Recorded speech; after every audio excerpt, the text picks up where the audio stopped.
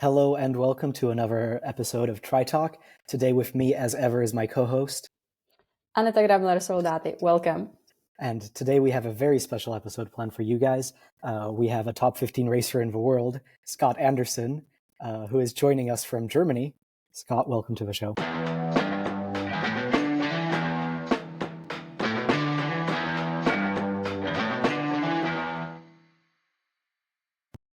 Yeah, cheers. Thanks for having me. Third time lucky, so that sounds really good. Happy to be here. Yeah. We had some technical issues at the beginning, but that seems to be solved, and hopefully the audio quality is better this time around. Yeah, I screwed it up is what Aneta's trying to say. Exactly. Well, anyway, so Scott is, as I said, a top 15 racer in the world this year.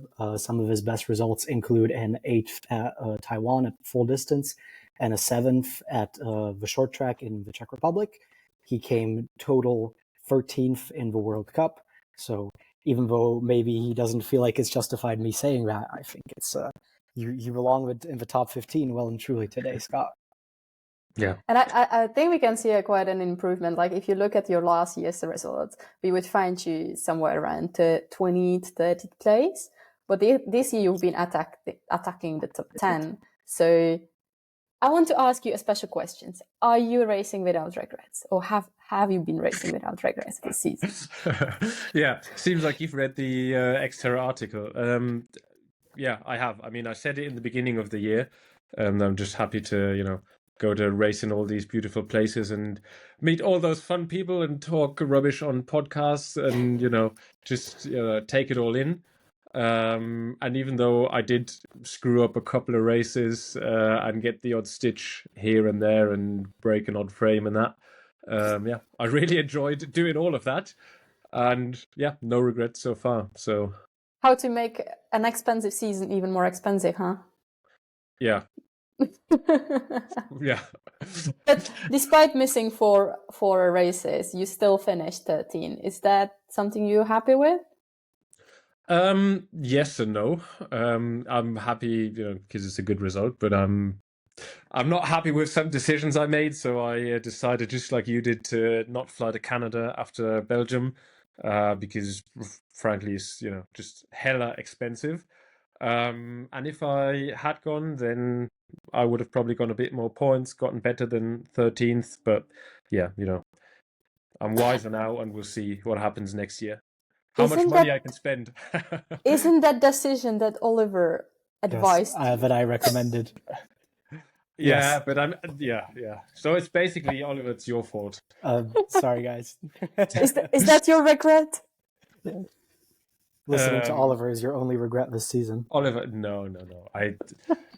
To be fair, I couldn't be bothered to fly out all the way because it is quite a hassle to, fly over the pond, and it's quite expensive. So I'm not really regretting it. So it's all good.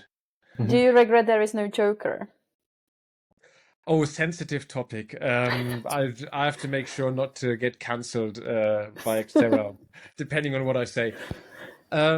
So no, in all seriousness, I think the idea behind the Joker rule was to try and get as many people racing at every World Cup stop as possible. But I think it's just turned out to do exactly the opposite, which is people cancelling on faraway stops early in the season because they didn't perform well in the first couple of races, just like I did. And I think you too, Aneta, and I know a few other people who decided to skip Belgium because of that. So yeah, I think the rule didn't work as intended. Let's put it that way. Now it's being discussed that next year the Joker should be reintroduced. Do you think it's a good thing? Yeah, I do. I think it kind of depends how you look at it. Like, if you look at it from a point of, oh, I can use the Joker to skip this or that race, then obviously that's not very sensible. But I mean, for me at least, I want to go race everywhere. And I see the Joker as like a get out of jail free card if you crash in the US or do some other stuff, and then are unable to, finish a full distance race, in worst case, even a short track that's right after. So I think personally the Joker is a good thing, yeah. I hope it gets reinstated. Yeah, you mentioned a crash in Oak Mountain, and I did prepare for this interview, so I read your interview for XTERRA, and you said you don't like to crash, and because of that, you might be riding like a granny. Do you think that is something that is keeping you from, for example, being consistently in top 10? Riding like a granny or crashing? You have to be specific here. Both. Well, crashing probably is, yeah, because, to be fair though, I didn't crash in Oak Mountain because I rode like a granny. I was just like not in the game properly. If you've seen the crashes on YouTube and that, it was really stupid. Like I slipped in just a gravelly corner, and yeah, that had nothing to do with riding like a granny. But I think sometimes it's smarter to ride like at 90% maybe and not crash, rather than just send it and hope for the best. But I mean, that's just me. So yeah, there's a generic answer for you. But Joe mentioned on Instagram that Joe is a cameraman for XTERRA, who often is on an e-bike following the athletes, and he shared a story that it was actually easier to follow you guys than it was to follow Aliza. I don't really want to be here anymore, guys. No, right. Yeah. We've seen it. I actually posted the follow cam as well. The reason I would say was because we just went up. I went with my mate Bart from the Netherlands, and we rode up and just tried to have a look at the course for the first time because we hadn't ridden it in like a year or so. And then Joe was at the top waiting. Oh, can I do a follow cam with you guys? And, yeah, sure. Just tag along. And then he stabs us in the back by criticizing our riding on Instagram. The second and third downhill were much faster than the first one. In my defense. Speaking about Moloveno, are you happy with your race in Moloveno? Yeah, I am. It's not really the result that I hoped for, and if you look at the last 2 years, it doesn't fit the trajectory. But I was sick going into Moloveno, so I basically did like my first training session in 2 weeks on the course recce. And considering that, it was all right. But yeah, planning more for next year definitely. How did you feel like that affected you? Did it affect you mentally and physically, or was it just a physical thing? Mostly physical. I think it's just, you lack a bit of training, and then obviously you're not super fit going into the race. And then it doesn't help, like coming from sitting on your bum all day on the sofa eating chocolate or whatnot, and then going to like riding and training every day because you have to do the course recce's and the short track recce as well. And then there's a short track race on Thursday. So I don't know. I think it was mostly a physical thing. I think that's something that actually a lot of people struggle with health. I also have been sick. Do you think it's because the race is so late in the season, and for most people it gets very cold, it starts of the autumn, so perhaps it used to be the exact opposite for most people. Hawaii used to be really inconvenient because it was so late in the season and the conditions were very different from most people in Europe. Now the race is still late in the season, but the conditions are the exact opposite. It's very cold. So we have two extremes kind of. But it seems to be a habit of XTERRA to have World Championship as the last race of the season, which maybe we don't see in other sports. Do you think that's something that could be changed? Oh, that's quite a few questions in one thing, actually. So maybe on the last point, the World Champs at the end of the season you don't necessarily have that in other sports, right? Sometimes you have World Champs in the middle of the season. I understand the idea behind having like the World Champs as the big finish of a build-up of races throughout the season. But if you do it like in the Dolomites, it's gonna be cold. And for some reason, Moloveno is always the 1 week in September where it's shite weather and it's windy and cold. Yet the race is gonna be there next year again. Yeah, I know. I already pre-ordered neoprene gloves and a neoprene hat, and all the nice stuff. No, but I mean, you could have the race at the end of the season just move to a warm venue. There's like XTERRA Sardinia or something. yeah. Yeah, the same weekend as Moreno was T100 in Ibiza. I was very jealous of that. And now to come to your original question, actually, how it turned out that I got sick, it had actually nothing to do with the race or the cold weather. I was just on a conference 2 weeks earlier, which has to do with the fact that I have to go work, unfortunately, which is a whole new topic of itself.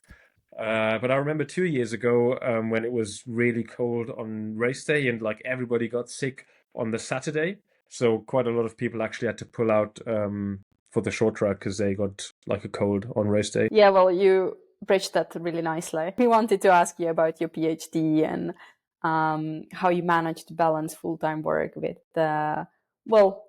professional racing. How is that going?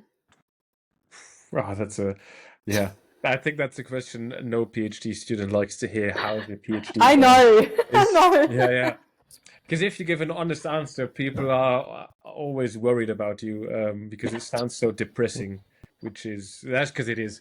No, but yeah, I'm quite lucky that I have a lot of freedom here. So, like, I'm gonna go for a run after we finish this recording during my workday. But yeah, it's obviously more stressful than just being able to train full time and have a nap in the morning after your early swim or something. I have to go and pretend at least to do some work. So yeah. But if I'm not mistaken, your contract is expiring soon, right? Yeah. What's up in the future? Are you gonna be a professional athlete? I'm gonna be professionally unemployed is what I'm gonna be at the end of the year. Yeah, I was actually thinking about it for a long time. But I'm gonna try and do like racing full time next year, see how that works out. And unless I end up somewhere living under a bridge because I can't earn any money, then I'll try and do that for a couple of years and see how long I can make it before I have to actually go and work like a real person. So this was going to be my next question, but clearly you've already answered it. But do you feel like it would benefit you to not have a separate focus aside from just racing? Yeah, it's a hard question. I think it's nice to have something apart from training and racing that you can put your mind towards because it keeps you from going absolutely batshit insane. But yeah, it's also stressful to some degrees. Like I have to be here on the weekends sometimes when I do lab work or have to come in the middle of the night if stuff breaks. Which is obviously not helpful for recovery and training, but yeah. One thing that is really nice though is that you get a nice paycheck at the end of every month and you don't have to worry about winning races or getting prize money or getting sponsors because you know you'll have enough money in the bank to get food and pay your rent. Yeah, so there's ups and downs to each of them, I guess. Well, if someone can relate, it's me. We have a very similar situation. My contract expired. My PhD contract expired in September. I have finished my PhD. So yeah, let's hope to see you around on the XTERRA circuit, and we can share how that is going. Have you started planning for the next season? Do you know what your season's going to look like? Yeah, I have to be really careful what I say now, not to spoil anything, because I think the World Cup hasn't been launched. I already almost screwed that up when I did when I was a guest at the YouTube commentary, because Jess Cox, the commentator, asked me the exact same question, and I started, oh yeah, I'm going here and there, and then I'm doing the World Cup there. And Doug was sitting next to me. He's like, no, stop. This is not public information. Okay, good you said it, because I didn't know it's not public neither. Yeah, so I think it's like semi-public, I guess. A lot of people know by now.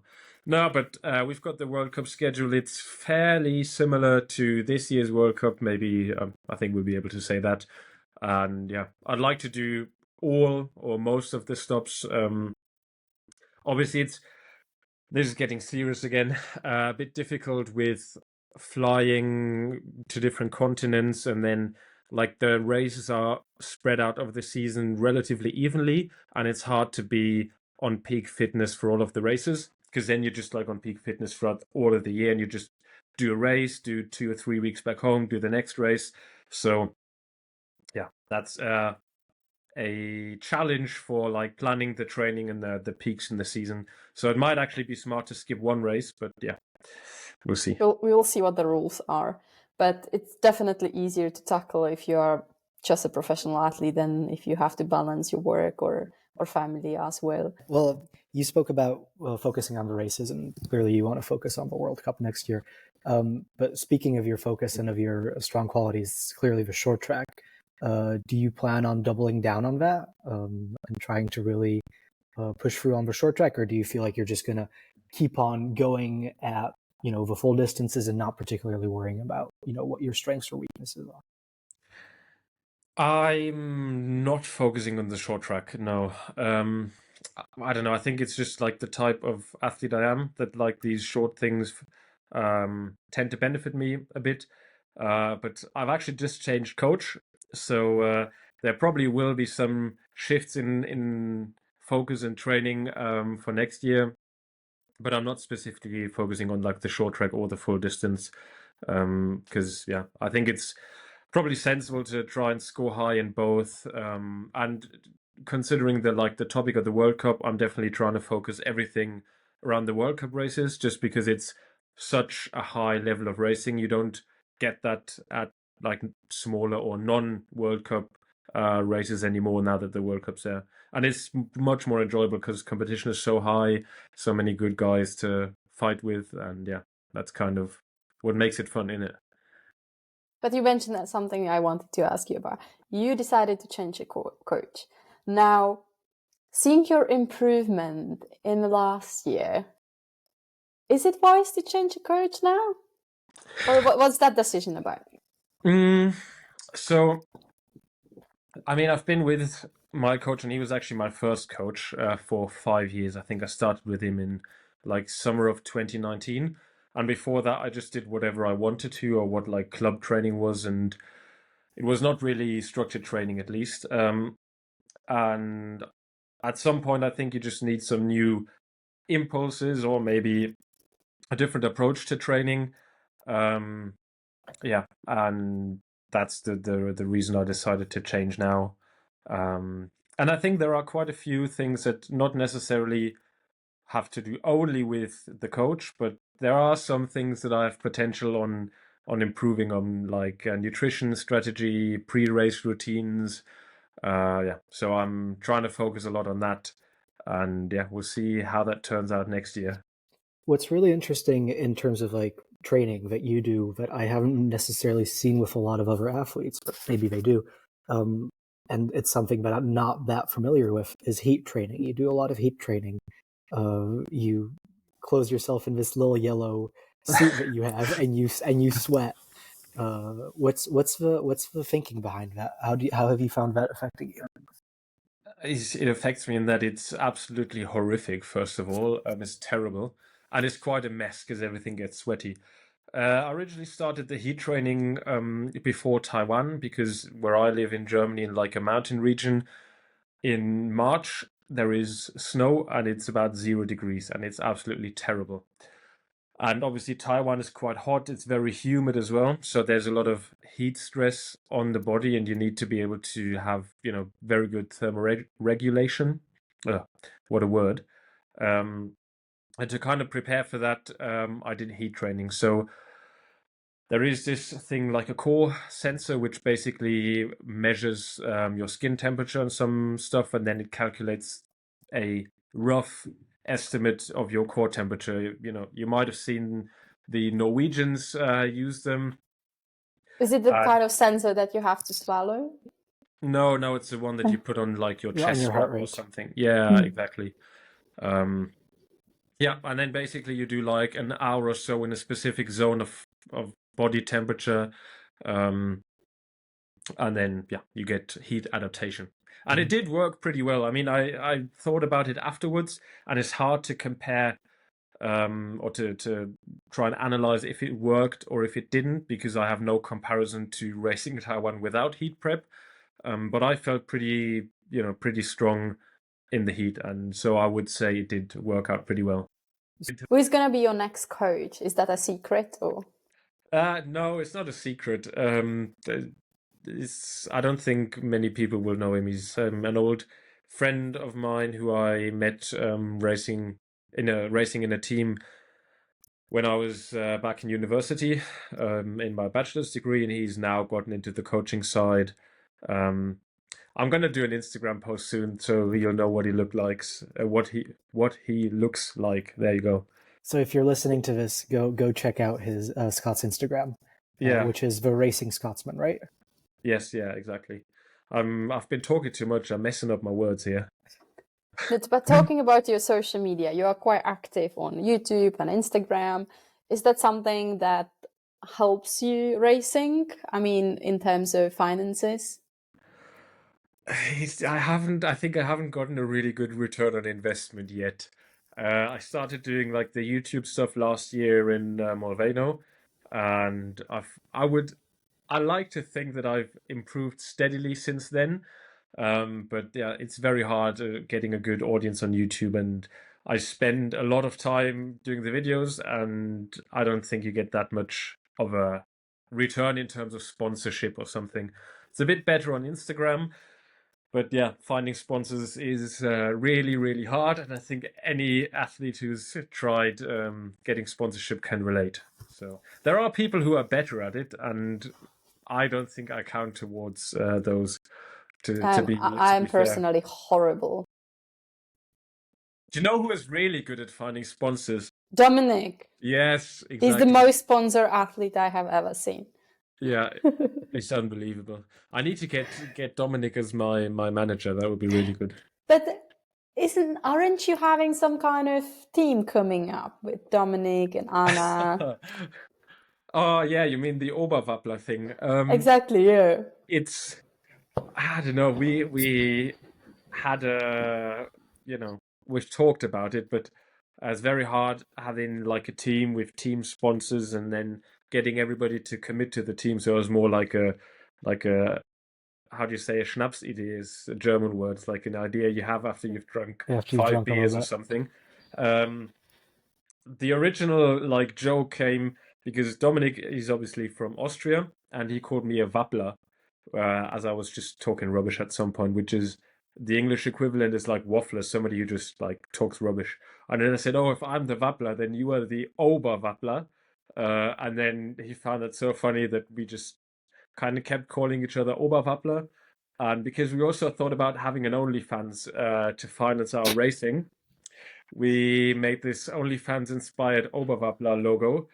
Now, yeah, we had T-shirts for the World Champs printed. There's some really good photos of that. But it's more a joke than a team.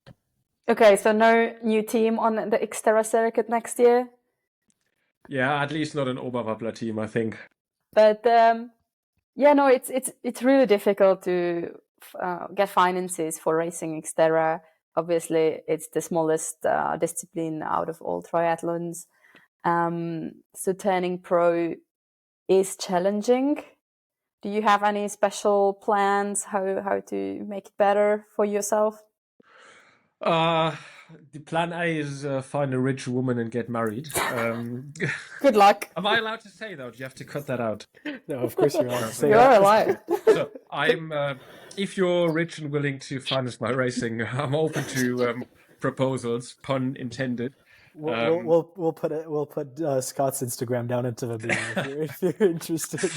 No, in all seriousness, I do have a few sponsors, but nowhere near what you need to finance like a season. I did a rough estimate, and like the whole 2025 season will cost anywhere between like 6,000 to 10,000 euros, depending on how cheap you get away for some of the stops.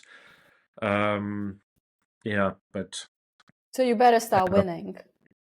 Yeah, I better. No, I think Do you have some tips for that, Aneta? How do I do that? I don't know. Get a baby and start training really hard. That ties into your idea. Help me with that? I don't know. There is something about being like super effective once you have a baby, because like things get so complicated that you really need to be efficient and like with your training and scheduling and everything. That I feel like it gives me some sort of superpower to tackle it all. Is the key like you do a race and then you have a babysitter for exactly 2.5 hours, and then I have to be back by this and that time Yeah. to get the baby, and Exactly. and you Yeah. just And accidentally happen to win, or how does it work? and your parents stand with her on the side of the course to like push you, make you, remind you like, hey, you gotta be in the finish line soon, otherwise, like, yeah. No, definitely. I'll write that one down. That's a good tip. But there are not so many of us racing with kids around. Oh, I remember I did XTERRA France this year, and I was on, like, I don't know if you've been to France. There's this really steep tarmac uphill, and I ran up there with Xavier Daflon, the Swiss guy, and his wife and his 2 little kids were standing at the side of the climb, and they were like cheering their daddy on, and oh, it was lovely. It was really good. Exactly. I just had to think of that. It gives us an advantage. It's a superpower. You get more spectators at the course. Yeah. You have also more costs because you have to bring your baby with you, so you need to consider the advantages. And yeah, I'll do an Excel spreadsheet later on, or I'll actually get Ollie to do it. He's really good with Excel. So last time it didn't work out, did it, Scott? no. Oh, and you have to be really on point there, Ollie, because a baby's pretty permanent. Like if you miscalculate, then yeah, serious consequences. You can't just ship it away somewhere. But until the kid is 2 years old, they fly almost for free. So, and they usually you don't need to pay for accommodation. So that's good. And you can, if they're good enough, you can have like a Middaugh family thing going on. Oh yeah, they're all. And surely that pushes so crazy. Yeah. Oh, yeah. Dude. 15 more years, and maybe I can be on a start line with my daughter. Yeah. And she'll be beating you. Dude, for sure. Even Josiah was like 5th in the world, and he's how old is he? Like 40 something. It's crazy. He's amazing. Like, what an absolute chad. But it seems like that XTERRA is actually one of the sports that allows you to have a long career, and you can be successful even in your 40s. Like we saw Helena Karaskova doing that. Jindřiška also was really good, even though she was 40. So there are a couple of people. Xavier is not one of the youngest either, right? So we have a long careers ahead, for sure. Yeah. Now, I don't know. I wonder why that is, because I think it might actually be because it's not purely physical, and there's like a very big part of it is like a skill set, and you don't really lose that, do you? But... yeah, especially on courses like Mulvano, which like when it's muddy, it becomes quite technical. So definitely they have benefited out of the experience they have. And so you feel like experience really matters with XTERRA racing? Absolutely, yeah. How do you feel like it benefits you in specific? So I did my first XTERRA in 2021 in Prachatice, right?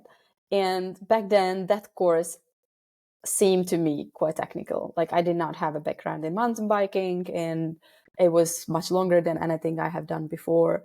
So just having that experience, first of all, motivated me to do more because I saw a potential, but at the same time, I knew like I really need to improve the mountain biking skills. But at the same time, you are kind of limited to where you live. Like if I'm most of the time in Norway, then I can only practice my mountain biking skills on the terrain that we have here, which is very specific. And then if you go to Taiwan or Greece or, any other places, the terrain is always very different. So the longer you race, the more possibilities to ride different terrains in all-out effort you have. And often we come back to the same events, so you get to know the course, the conditions. So I think in this way, it's really beneficial to be on the circuit long term, and the longer you are there, the better you will be. I agree with all that. And also, I think because in XTERRA, because like the different athletes are very heterogeneous in some regard. Like there are people who really can't swim, but they're like rockets on the bike. And then you get people who are really good in the swim, maybe not as good on the bike, and then better on the run, or whichever combination you can think of.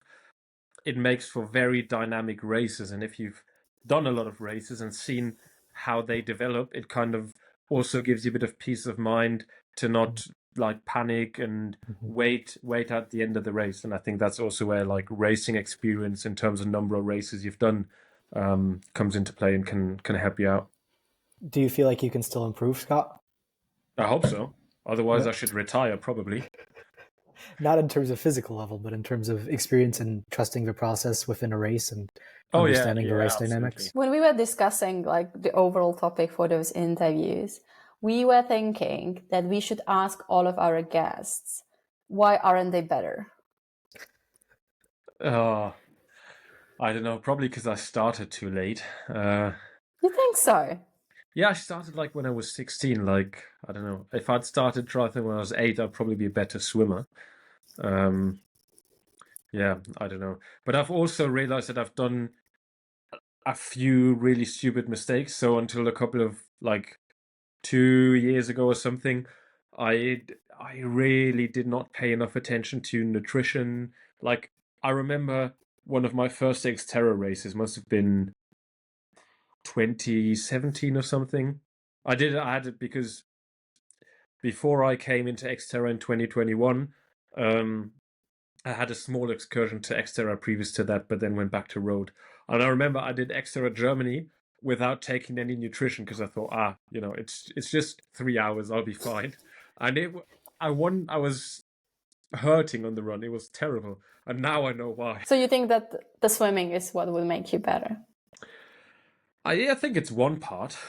I mean, you know that for sure. If you come out of the water at the front, you can stick with the fast bike riders, and you are a fast bike rider yourself, so it just helps being out in front, I guess. Sure. If you could take one other racer's skill or strength, what it would be? So, for example, you could run like Artur Serrier, or you could swim like Michele, or you could, I don't know, think of another strength. Have somebody's mental perseverance. That's a very good question, actually. Now I have to think. Because it would be good to be like one of the first guys out of the water, but then that's no good if you get dropped on the bike or if you can't ride with the front on the bike. And then you would be allowed to keep your strength in the other disciplines. You keep your own strengths. Oh, yeah. So what are you missing? Yeah, I'm just thinking where could I improve like the best? If I would probably say if I could, I don't know, it's very hard. I think it probably either a run like Artur Serrier, or like ride the bike like I don't know, maybe Sebastian Carabin or something. I think probably the bike, because it's like in time-wise and distance-wise, you spend most time on the bike. So having a improvement there would probably count the most, but hard question. What do you say? Then you're fresher. Yeah. I don't know. You've done the numbers. You've done the analysis. I'm sure you have. I think you're correct in saying that it's like the bike is always the easiest thing to take from somebody, because when you're fresher on the run as well, it counts for a lot. That's why I feel like you don't see swimmers who are just good swimmers, bad on the bike, and good runners, because if they're good runners, they just get to the run completely gassed, because they've used all of their fitness. And so I feel like being good on the bike is just a prerequisite you need for everything. You just cannot be a good runner unless you're a good cyclist here. And then you have the question, who is the best biker? I just thought of Sebastian because he always comes from really far behind and just goes like past everyone. Jens Felix, Sebastian, could even say somebody like Xavier. Next question. Okay, we're getting held up here. This is quick fire, by the way. Yes. Okay. Oh shit. Oh, sorry. Am I allowed to swear? I am. Of course you are. If you had to spend the rest of your life training in one location, where would it be? South Africa, I think. Really? Why is that? It's good mountain biking. I think they have good pools. I've never been, actually. It's always sunny. Yeah, seems like a good deal. Okay. Wow. Last one. What is your favorite XTERRA memory or experience? My trip to Taiwan this year with Dominic. It was so good. Best experience ever. I think anyone who raised in Taiwan will say Taiwan. Yeah. Taiwan is such a unique experience. And this is the first time we actually met properly. Yeah, I That actually made it wanted even to better. start a podcast with it. I was like thinking, okay, I will like introduce the guests by how do I know them, and I could not remember where was the first time we have talked. I think it was very briefly in Taiwan. I remember you had like a really bright pink swimsuit. And then you were swimming with Selene and Sherry, right? Yeah, I think. that's true. And Yeah, Sorry. and Dominic started talking. I didn't know you, but at that time, Dominic started talking to you, and I was just like, I was there. And but then I think suddenly David came with the baby, and I was like, oh, this is all so much. no, but I think the first time we properly talked was Oak Mountain, probably. Yeah, probably. Which was good Anyway, as well. It's a lovely I place. think, Aneta, do you have any more questions for Scott? No, I think we covered it all, didn't we? Well, with that, thank you very much for listening. Don't be afraid to check out Scott's Instagram or YouTube or any other social media that Scott has. We'll post a link down into the description. And of course, check out our own social media. Perfect. Thank you for Good. coming, and thanks for listening. Thanks for Ciao. shamelessly plugging my socials. Thanks for having me.